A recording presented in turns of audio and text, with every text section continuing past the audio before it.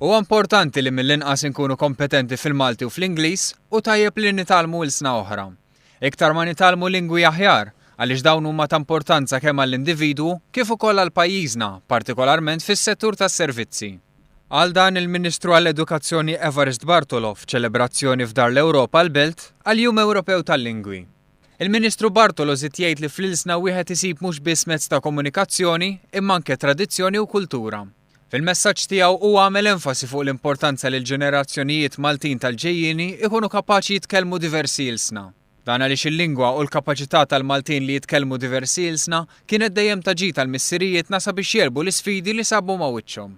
Il-kelliema li indirizzaw din l-attività għamlu enfasi fuq il-valur tal-bilingwiżmu tal-Maltin, kif ukoll il-Maltin jitalmu iktar minn żewġ lingwi.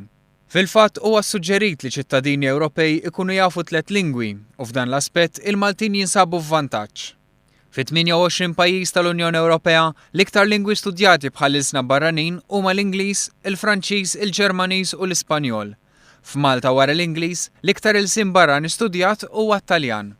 53% tal-Maltin bejn il-25 u l-64 sena iħossu li għandhom livell tajjeb ta' Ingliż.